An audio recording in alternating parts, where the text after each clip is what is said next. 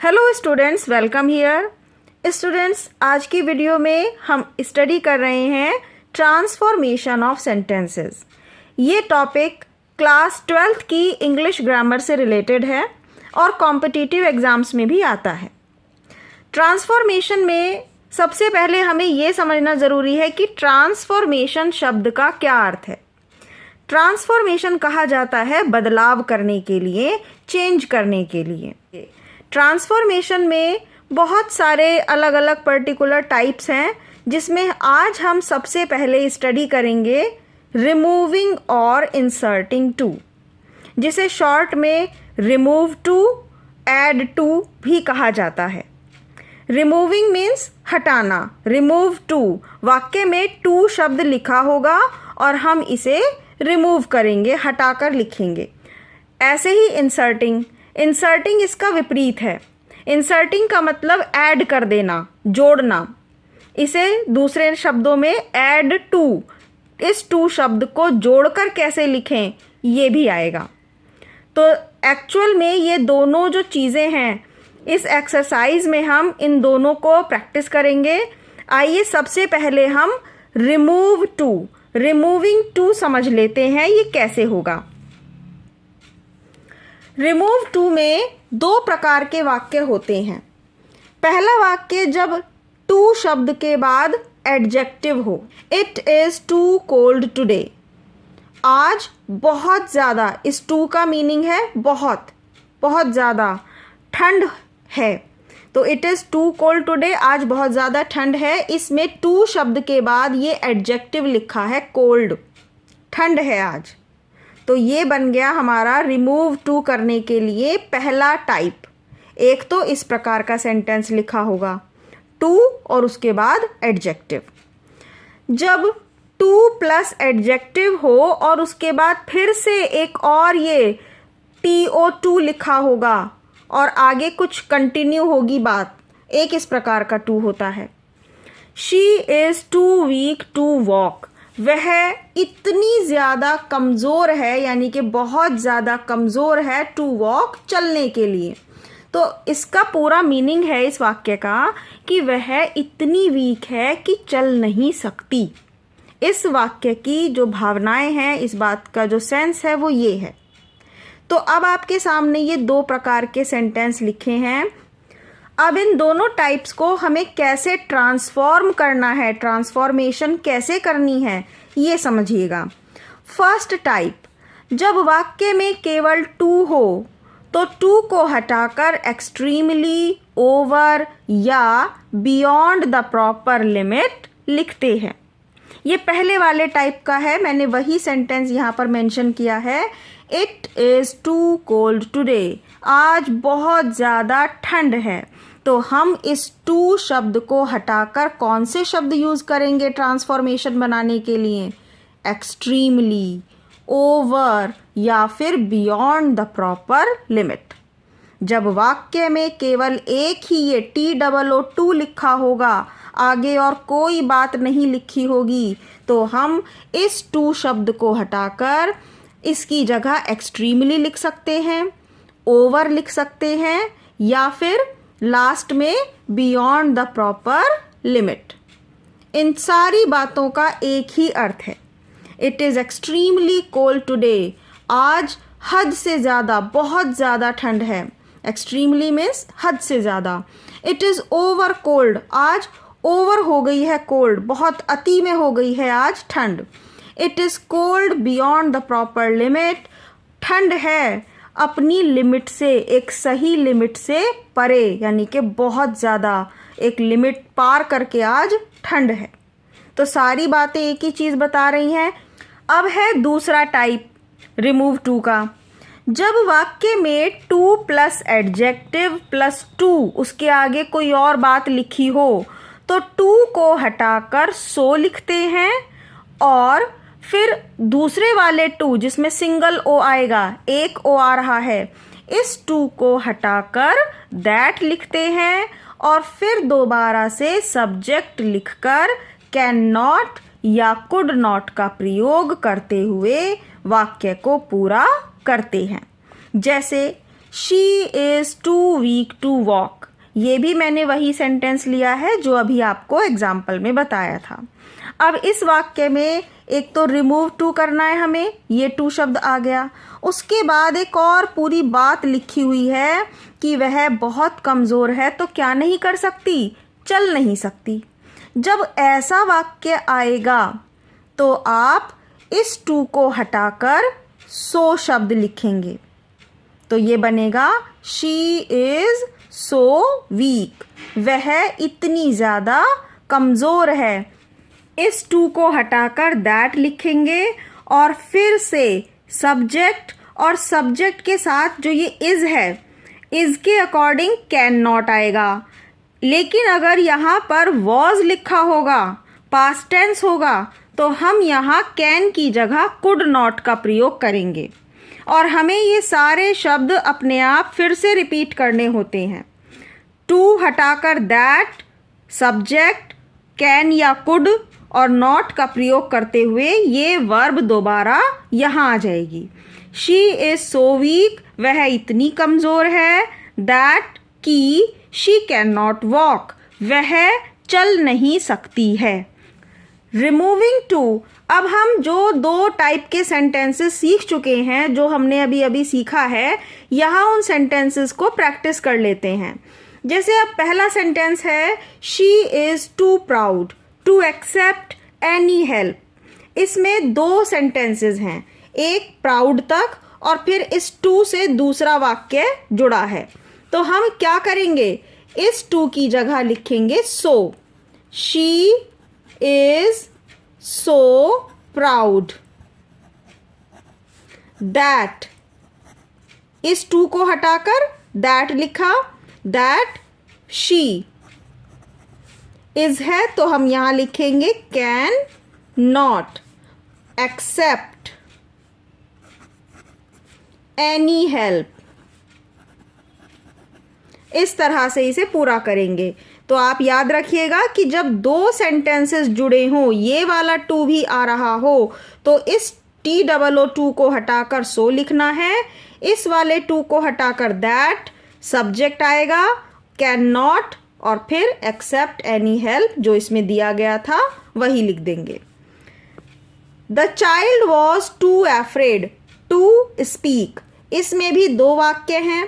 To afraid यहाँ ख़त्म होता है, टू स्पीक बच्चा इतना डर गया, टू स्पीक कि वह बोल नहीं सकता था। द चाइल्ड वॉज, इस टू को हटाकर लिखेंगे सो एफ्रेड। अब इस टू को हटाकर आ जाएगा दैट। अब इसका सब्जेक्ट है चाइल्ड, तो हम यहाँ लिख लेंगे he. That he can not, sorry could not, क्योंकि वॉज आ रहा है तो इसमें आ जाएगा could not speak. The child was so afraid, बच्चा इतना ज़्यादा डर गया था, that he could not speak, कि वह बोल नहीं सकता था। ऐसे वाक्य में जिसमें टू केवल एक ही आ रहा है, उसके बाद और कोई बात नहीं बताई गई है, ऐसे में हमें एक्सट्रीमली, ओवर या फिर बियॉन्ड द प्रॉपर लिमिट शब्दों का प्रयोग करना होता है। तो हम इसे लिखेंगे the weather is extremely hot.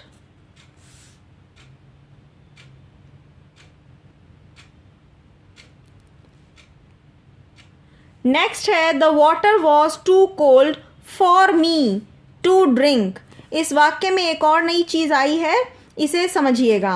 Water was too cold for me to drink, दो बातें बताई गई हैं। तो पहले इसको कैसे लिखना है, water was so cold, too को हटाकर so, cold for me that, इस टू की जगह दैट आ गया। दैट आई कैन नॉट, क्योंकि इस वाक्य में सब्जेक्ट वाटर नहीं है। पानी किसके लिए ठंडा है, कौन नहीं पी सकता, मी, मेरे लिए ठंडा है। Water was so cold for मी, पानी मेरे लिए इतना ठंडा था। That I could not drink, I could not drink. इसमें सब्जेक्ट आएगा आई, क्योंकि मेरे लिए ठंडा है। तो ऐसे वाक्यों में ध्यान दीजिएगा कि वाटर सब्जेक्ट नहीं है, मी हमारा सब्जेक्ट के रूप में आई लिखा जाएगा। मेरे लिए पानी इतना ठंडा था that I could not drink. Next है number 5, she is too proud of her beauty. इसमें केवल एक ही बार टू लिखा है, उसके आगे कोई और हमारा सेंटेंस नहीं है। तो हम इसमें लिखेंगे she is extremely proud of her beauty, proud of her beauty. Next है it was too cold to go out and play. इसे लिखेंगे इस तरह से, इट वॉज सो कोल्ड, क्योंकि इसमें भी दो बातें लिखी गई हैं। It was so cold that one could not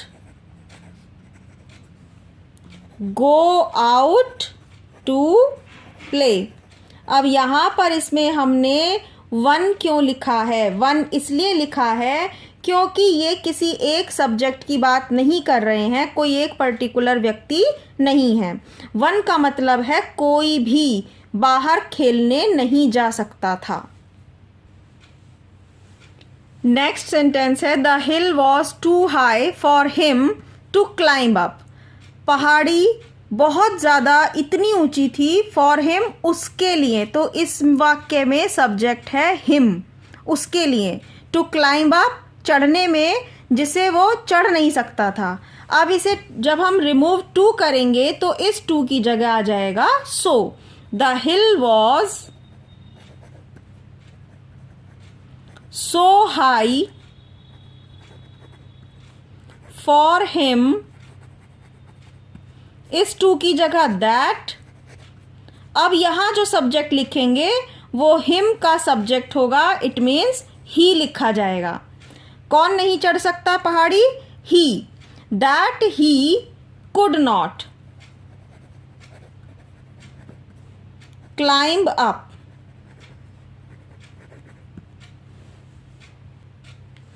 अभी हमने रिमूव टू करना सीखा था और अब उसी का अपोजिट प्रोसीजर आ जाएगा जिसे कहा जाएगा inserting too. It means use करना एडवर्ब टू को, ऐड कर देना, जोड़ना। इसे ऐड टू या फिर इंसर्टिंग टू कह सकते हैं। Kavita is extremely proud of her knowledge. तो अभी हमने टू शब्द को हटाकर एक्सट्रीमली शब्द ऐड किया था। अब हम एक्सट्रीमली शब्द जहां लिखा है इसे हटाकर TOO लिख देंगे। तो ये सेंटेंस बनेगा Kavita is too proud of her knowledge. Kavita is too proud of her knowledge. इसी तरह से ये दूसरे टाइप वाला सेंटेंस है the fox is so old that she can not run fast. तो जहां जहां पर हमने टू हटाकर नए शब्द ऐड किए थे उन शब्दों को हटाकर हम इसे ऐड टू कर देंगे। सबसे पहले जब इस तरह का वाक्य आया था तो हमने TOO को हटाकर सो लिखा था। तो अभी हमें इसका अपोजिट करना है the fox is too old और इस दैट की जगह टू। शी कैन नॉट हटा देंगे, टू के बाद आ जाएगा बस रन फास्ट, क्योंकि हम सब्जेक्ट कैन नॉट सब अपनी तरफ से लिखते थे, अपने पास से ऐड करते थे। तो इन चीज़ों को हम वापस से हटा देंगे। The fox is too old to run fast. फिर इसके बाद है it is hot beyond the proper limit. अब अगर वाक्य में बियॉन्ड द प्रॉपर लिमिट है तो इट मीन्स हमें इसमें ऐड टू करना है, TOO को जोड़ना है, और वो हम कहाँ लिखेंगे? It is too hot, adjective से पहले। नेक्स्ट है the tea is so hot that we can not take it. The tea is too hot to take it.